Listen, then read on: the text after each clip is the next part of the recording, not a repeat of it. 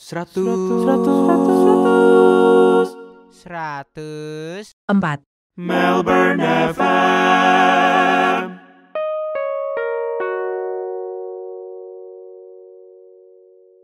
Halo teman-teman, lu pada lagi dengerin gue Rafael Satria di 104 Melbourne FM. Sih ada cerita. Hari ini gue pengen bikin satu segmen kayak Bible study gitu. As you know, gue selalu upload di podcast gue tidak ada tema. Jadi apapun yang ada di otak gue ya gue bikin. I just record this and I share it to you guys. Tapi ya kemarin as I read through my Bible ada yang gue intriguing dan kurang ngerti. Jadi aku gangguin siapa hari ini, ngobrol bareng siapa. Diganggu, nggak diganggu ini. Nah, ini gangguan yang menyenangkan ini. Menyenangkan. Ayo perkenalkan. My name is Yosi. Aku tinggal di Sydney, and I'm praying for you guys in Victoria. Kalau kalian dengar dari Victoria, living in New South Wales, so we have a lot of easement in the last couple of weeks in regards to COVID. So international pastors of Indonesian Church and assistant pastor in the Indonesian service. Jadi di gereja Rock Sydney ya? Correct, di gereja Rock Sydney. Kenapa gue bikin podcast ini ya karena as I said before, karena gue kemarin lagi baca-baca, abis selesai Old Testament, lagi buka-buka New Testament dan menemukan beberapa ayat-ayat yang sulit. Salah satunya waktu aku baca di Matius 22 ini ya salah satu yang menarik juga untuk dibahas. Jadi hari ini kita bakal baca dari Matius 22 ayat 1 sampai 14. Untuk mempersingkat waktu kalian bisa baca sendiri di rumah. Tapi kita mungkin akan langsung masuk ke pembahasan hari ini. Jadi kalau bisa dijelasin sedikit, parable itu tuh tentang apa sih? Kayak Jesus tuh teach about apa gitu di sini. Nah, I think ada beberapa cara sih kamu bisa baca parable ini, but I'm just gonna give you my way ya, karena there's some argument on what this parable actually say, but this is how I interpret it. Nah, kalau kalian perhatikan di konteksnya Matius 22, itu dari Matius 21, Yesus tuh specifically talking to one particular group of people, and that is the righteous. By the righteous itu maksud aku adalah orang Farisi, guru-guru hukum, dan orang-orang yang menganggap dirinya benar. Jadi kumpulan dari pasal 21, semua cita-cita ini, sampai pasal 22, ini ditujukan kepada mereka. To the Pharisees, to the scribes, to the teachers of the law. Nah, I think kalau kita udah ngerti konteksnya itu, it makes more sense. Ya kan? Remember kan, whoever the king is, kita nggak dikasih tahu siapa nama kingnya. Whoever the king is, dia kan invite people to come to his party. And apparently that's a big party, a wedding party. Dan kemudian, waktu udah mereka undang, what happened is, the first group of people that are invited, itu mereka pertama bilang, okay, I can do it, I can come. Of course, I'll make time for you, king. But in fact, when the day comes, they do not come. And they did not come. And then the king, being nice, sent a second invitation. And again, they do not come. Dan PK ini lebih parah lagi. The people who are invited kill the servants of the king. Okay, jadi tambah parah, tambah extreme. And then because of that, the king get angry. And the king kills all the previous people that he invited. Dan kemudian buka yang kedua. Yang kedua adalah go to the streets, to the corner of the street, dan undang orang-orang di jalanan, dan orang-orang yang jalanan datang. Kan? Jadi ada 3 kali ya. Ada 3 invitation. So I think the point of the parable is really, really clear. Yaitu orang-orang yang pertama diundang itu speak to the teachers of the law, the Pharisees. Di mana orang-orang yang merasa dirinya siap dan merasa dirinya layak, dan mereka sudah berkata sudah siap awalnya, oke, aku siap datang ke pesta raja, tapi kemudian pada kenyataannya mereka nggak mau datang. Dan bahkan yang kedua kali mereka membunuh messengers yang dikirim oleh raja, dan akhirnya raja marah, dan akhirnya karena itu karena orang-orang yang seharusnya menerima yang diundang menolak dan dibunuh, akhirnya dibukalah pesta ini untuk orang-orang yang kurang layak atau orang-orang yang tidak layak, yaitu orang-orang yang second class, yaitu pembunuh, orang jalanan, dan macam-macam. Dan kemudian baru dari sini ada orang yang datang yang diundang ke partinya tapi nggak pakai wedding dress, and then that person got into trouble. Nah, there's another meaning behind that. Jadi basically this parable is pointing towards the righteous, the people who think they're righteous, and yet they're not in God's eye because they refused the invitation to come to the feast of the king. Itu sih inti dari parable ini.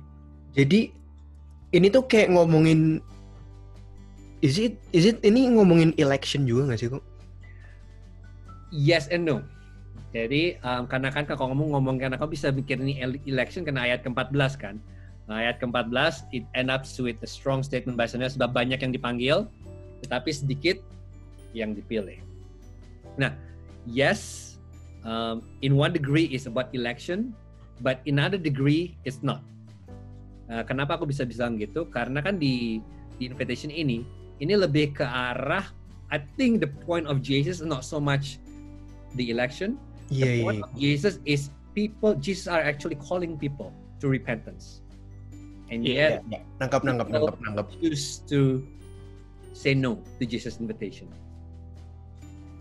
Iya, nangkap. Tapi tentunya ujung-ujungnya of course, Yes. yang berkata iya adalah yang dipilih.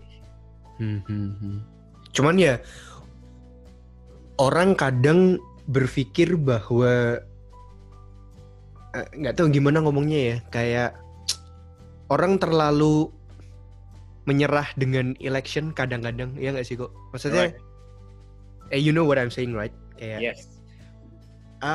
Fatalism kalau bahasa Inggrisnya ya. Apa sorry? Fatalism bahasa Inggris. Jadi udah takdirnya begini. Iya. Padahal that's not the point juga ya. Correct. Apalagi di parable ini. Di parable ini jelas banget there's a responsibility in our part to say yes to the invitation. Iya. Karena itu waktu mereka menolak dan rajanya marah. Dan actually they killed the servant and the king killed them all. Jadi there's a human responsibility even in this passage, which I believe is about election as well. Iya, nangkep. About our responsibility to say yes to the king's invitation. Iya. Jadi ini ada 2 degree dong. 1 degree untuk yang percaya untuk terus menginjil. Tapi 1 degree juga untuk yang belum percaya untuk menerima. Correct, sangat benar sekali. Tapi berarti ya jadi udah selesai nih. Tadi aku ada tulis satu mana ya? Kayak Jadi what can we do so that we can get the invitation? Nah, jadi kalau kita perhatiin ya di parable ini, this is parable, remember? Kalian kalau terjemahan parable, you cannot make a doctrine out of parable. Parable itu adalah sebuah perumpamaan yang hanya make a point. Ya, jadi you cannot read too much into the story and try to break every little detail and say this mean this mean that. Nggak bisa. Karena parable itu basically just have 1 or 2 major point yang mau dikomunikasikan. Tapi kalau kita go back to the story of the Bible, then basically this parable is showing us this tension antara God's sovereignty and human responsibility. And so this parable tell us this. Waktu raja sudah mengirimkan undangan, kita memiliki tanggung jawab untuk berkata iya kepada undangan itu. Jadi ini not excuse. This is not an excuse. Well, I'm not chosen by God. Bad luck. That's not an excuse. The call is for everyone. Remember, pertama buat orang yang baik, orang righteous. Yang kedua, the call is given to the second class, which is the non-righteous, the people on the street. Semua, jadi semua orang get invited. Jadi semua orang have equal, in some degree, equal opportunity to respond. Nah jadinya, tetapi dance-nya lagi nih. This is a weird dance. Jadi weird dance-nya adalah we gotta exercise our responsibility, our decision to come to the party. Tetapi sewaktu kita sudah datang, we'll find out. In fact, dari awal, it is God who has chosen us. Iya. Jadi ada dance. Dance-nya adalah pertama kita mengira kita yang make decision. Oh ya, I have to come. I have to choose Jesus. Yeah. And I come. But when you come, you realize, oh, hold on a second. Ternyata the reason I can come is because I've been chosen from the beginning of the world. Now that dance is actually in this passage. Makanya ayat 14, many are called, a few are chosen. Iya. So can I say misalnya nih, aku juga nggak tahu soalnya aku nggak bisa lihat siapa yang denger, tapi misalnya ada yang denger podcast ini dan kebetulan ya quote unquote belum percaya gitu. Can I say that's not a coincidence? Maksudnya you know what I'm saying, right? Kayak apa ya? Aku selama ini mikirnya orang tuh pasti, apalagi maksudnya ini 2020 gitu. Tinggal buka YouTube, sermon juga banyak. Tapi jadi semakin tidak ada excuse untuk orang bilang, oh ya aku nggak pernah dengar tentang Tuhan gitu. Apalagi ini udah 2020, so many resources untuk hear the gospel of God, untuk dengar berita baik itu. Tapi kalau orang excuse, ini kita kesampingkan masalah tadi election ya. Ini kita kesampingkan masalah tadi election ya. Tapi kan berarti kalau dia misalnya nih denger podcast ini gitu misalnya, berarti ya itu, is that already kayak a sign gitu, kayak gimana ngomongnya? Correct. It is God's calling. Remember kan God's calling is given to everyone in the story. Jadi kalau misalnya ada orang sekarang ya, you guys listening to this podcast, dan kalian belum mengenal Tuhan, here's God's word for you. He's inviting you to the great feast. So this podcast is possibly God's great invitation. Tuhan sedang berkata kepada kalian, come, I want you to come to my party. I want you to come to my feast. And that is what this podcast is saying to you guys right now. Kalau kalian mengenal Tuhan, there's an invitation from the King of Kings. Okay, and it is now your responsibility to say yes to that invitation. Dan God is gracious, the King is gracious, He opened the invitation to all. Dan saat ini juga Dia sedang mengundang saudara, kalian semua yang belum percaya Kristus untuk bisa datang ke pestanya. I believe that with all my heart. Thank you. Menjawab. Di luar topik dikit nih kok. Kemarin kayak aku juga ngobrol terus kayak, jadi gimana nih orang tuh yang diselamatkan tuh yang apa, kan Yesus mati di kayu salib untuk semua orang, tapi semua orang yang percaya atau semua orang? Okay, good question. Lebih tepatnya gini, kematian Yesus itu sanggup membayar semua dosa manusia. Tetapi darah Yesus, okay, this is not controversial. Darah Yesus membayar harga orang-orang pilihannya. Jadi bahasa simpelnya mungkin gini, the blood of Christ is enough to pay the sins of the world. Tapi the blood of Christ is only effective for those who put their trust in Him. Yeah. Jadi in one sense, oh yes, the blood of Christ is that beautiful, that awesome, that precious, sehingga all prices can be paid. The universe can be paid with His blood. And yet it's only effective to those who say yes to Him. Jadi both. I have to say it's both. Thank you. Menarik. Ya, I think begitu. Yang basically kayak udah sih. Kamu nggak mau nanya? There's one controversy. Apa? Coba. Ini ada satu kontroversi loh yang I think I view it carefully. I think this is actually a hard word. Ada orang yang sudah datang ke wedding party nggak pakai pakaian pesta, tapi 11 ya? Iya, dihukum. Dihukum, dan bukan cuma dihukum. Ini the word di sini adalah outer darkness itu in place where there will be weeping and gnashing of teeth, itu udah masuk condemnation.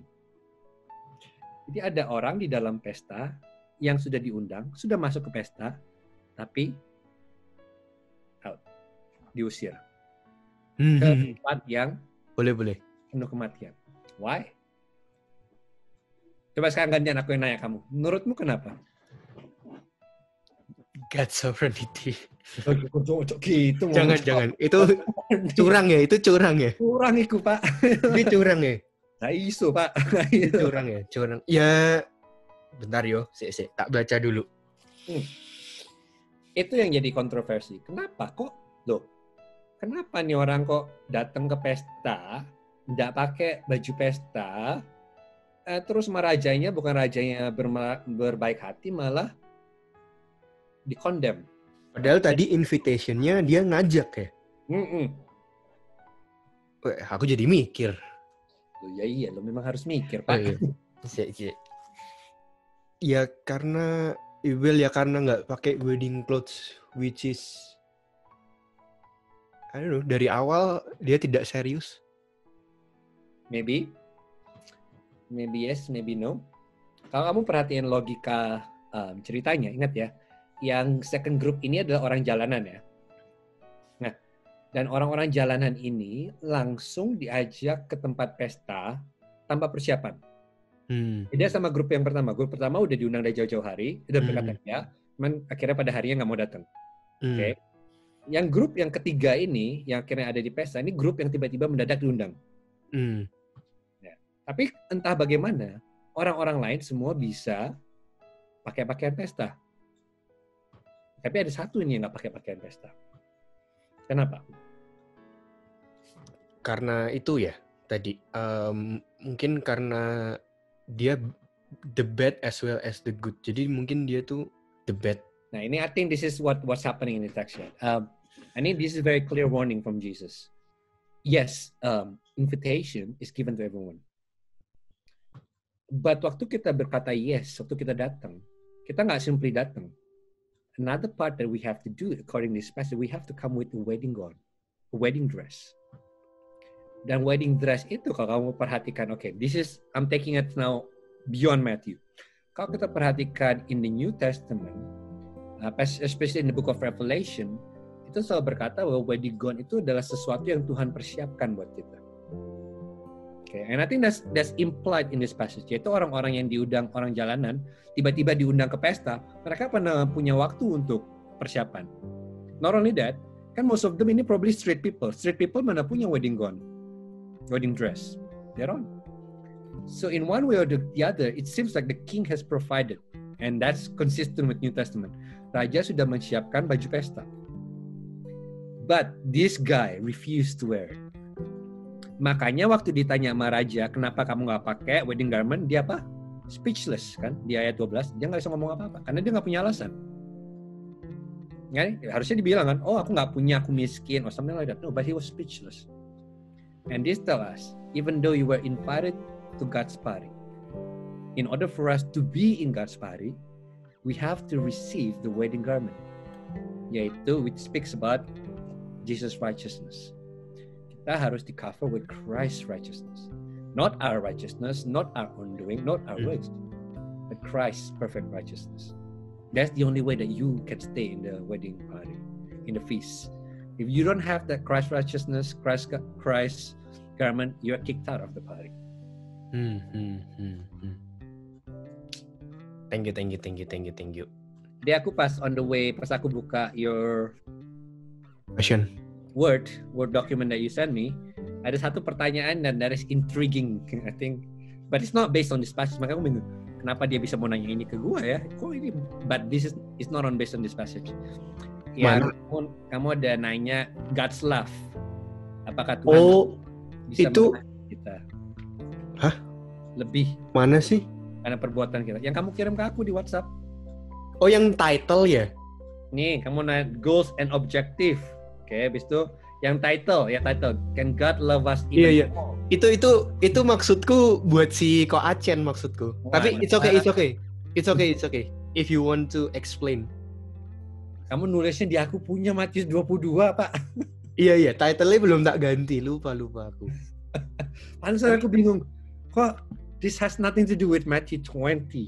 Matthew 22. Tapi Iya, kenapa itu yang buat itu buat yang Iya. Tapi it's okay.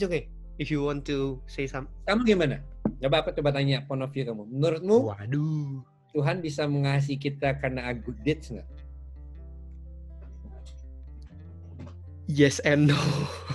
Oke, coba jawab. Well, maksudnya kan God is righteous juga kan. Maksudnya gak mungkin juga kalau kita take that to extreme part ya. Gak mungkin juga kita kill someone terus God love our action or our behavior. Tapi mungkin lebih tepatnya juga kalau kita, ini mungkin ya, ini makanya aku lagi mau bikin nama Ko Acen. On one hand, I think kalau kita do good deeds itu bukan terus kayak kita jadi dalam tanda kutip anak kesayangan Tuhan gitu misalnya. Oke. Gimana dengan penjelasan Yesaya yang berkata semua perbuatan baik kita itu seperti kotoran?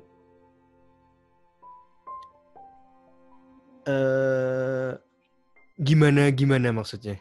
Kan Yesaya bilang semua perbuatan baik manusia makanya, itu seperti kotoran. Justru itu kan, makanya that's why I said bukan berarti kalau kita karena perbuatan baik kita tuh kayak seperti kotoran. Jadi I think konsep mikirnya bukan kalau kita berbuat baik terus Tuhan tambah sayang. That's what I think sih. Oke. Dia berbuat baik buat karena dia yang the result of God loves us first. Oke. Jadi kalau gitu kok, ya. Jadi my question will be this. Jadi gini, kalau begitu mau aku baik level 2 atau aku baik level 5, 9, Tuhan sayangnya sama. Nah itu. For now yes. Oke, ini something that we must get it ya. Apalagi kalau kalian gospel centered, you guys love the gospel. This is something that we gotta be extremely careful. Karena Injil kan berkata nggak ada satupun yang bisa kita lakukan yang bisa membuat Tuhan mengasihi kita lebih. Nggak ada satupun yang kita bisa lakukan yang membuat Tuhan tidak berhenti mengasihi kita. Okay, that's Injil. Now, here's something that we need to be careful. Karena kita percaya sama Injil, a lot of time yang terjadi adalah we neglect the importance of good deeds. Ya, basically logikanya, kayak tadi Yesaya berkata bahwa semua perbuatan baik kita seperti kotoran. Jadinya nggak ada satu perbuatan baik kita pun yang bisa menyenangkan hati Tuhan. Jadi kayak orang ngapain gitu. Jadi orang juga ngapain. Dan bukan cuma itu juga. Dan akhirnya ini menjadi alasan yang berkata bahwa kita mau baik level 2, mau baik level 9 sama aja. Which is wrong. Let me tell you why it's wrong. Posisi kita di hadapan Tuhan, how God love us positionally cannot change. Either you are son, daughter, or you are his enemy. Either you believe in the gospel, or you don't believe in the gospel. Jadi cuma ada yes or no ya. Either Tuhan sayang sama kamu, atau Tuhan nggak sayang sama kamu. Positionally. Either kamu putra dia, putri dia, atau kamu musuh dia. That's your only option. Okay, that's the gospel. Gak ada pertengahan. Jadi as a position wise, you're either loved by God or you're hated by God. That's it, position wise. But, and ini importantnya, a lot of time gospel people are very strong in this part. Yes, positionally we are loved by God or hated by God. Tetapi kalau kita perhatikan dalam Alkitab, again and again, Tuhan sendiri bicara bahwa dia disenangkan oleh ketaatan kita. He's pleased with our obedience. He's joyful about our obedience. He's excited about our obedience. Jadi dengan kata lain begini, walaupun posisi kita sebagai anak dan putra dan putri nggak pernah berubah, kasih Tuhan sebagai putra, terhadap kita sebagai putra dan putri nggak pernah berubah, but the experience of that love is constantly changing. Ngerti bedanya ya? Positional love and experiential love. Kayak hubungan kita dengan orang tua kita. Sebagai anak, my parents, my dad, my mom will love me no matter what. Okay? They love me because I'm their son. Tetapi my obedience, my act of pleasing their heart can actually trigger the affection that they have for me in a way that I can experience it more and more. Sama juga dengan Tuhan. So even though God's love for us is constant, gak pernah berubah, perfect love, but the way we enjoy that love, the way we experience that perfect love, fluctuate depending on our obedience to Him. Okay, in that case, aku continue aja lah, tanggung. Okay, I get it. Tapi gimana kalau kita nyentuh masalah berkat gimana kok? Jadi, ini kita ini aja ya, maksudnya either ini berkat oke lah secara materi atau berkat as in berkat mungkin it's okay. Mungkin komunitas, mungkin teman. Jadi apakah perbuatan baik kita menambah berkat kita? I wouldn't say menambah. Okay, I wouldn't say menambah. But does your obedience bring blessing? Yes. It's consistent in the Bible. There's a blessing in obedience. Okay, of course, by the word blessing, again, I do not mean material blessings only, which is that's prosperity. But by the word blessing, I mean, it could be many things. It could be God favor in this area, that area, or your growth in Christ, many things. But again, the Bible is clear. Obedience does bring blessing. Yeah. And that blessing could be a greater enjoyment of who God is for us. A greater revelation of Christ and His beauty for our life. Could be many. Blessing juga bisa bentuknya joy and peace juga kan? Correct. Makanya misalnya 2 Corinthians 9:7 yang memberi dari kekurangan. Bener gak sih? 2 Corinthians 9:7 kan yang memberi dari kekurangan itu kan Gereja Macedonia ya. Itu kan makanya bisa aja kita tuh sebenarnya kekurangan, besok nggak tahu mau makan apa, tapi kok I find joy ya dari obedience-ku untuk memberi. Correct. I actually belum offering actually today. Jadi reminder. Tapi the definition of blessing bisa seperti itu juga kan? Sangat bisa. And again, it also can mean material blessing. Yeah. Karena kita, I'm a very gospel-centered guy. Sometimes I feel the tendency. Kadang-kadang aku nggak mau ngomongin material blessing. Tapi faktanya, karena the Bible also speak about material blessing. But material blessing is not the measure or the guarantee of God's blessing. But God can bless financially. Thank you. Mantap. Nanti kita do this more often ya kalau boleh. Yo.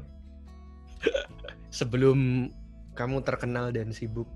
Tenang. Aku akan selalu punya banyak waktu. Aku di sini kok, jauh kok.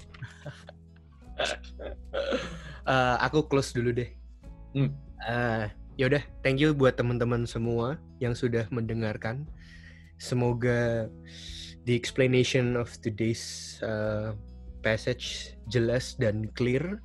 Tapi even though it's not atau ada yang mau nanya, tinggal DM gue di Instagram.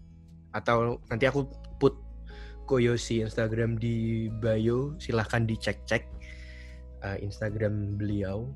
Gitu aja. Thank you for listening semuanya. Podcast gue tersedia di YouTube dan Spotify. Share lah kalau menurut kalian bermanfaat.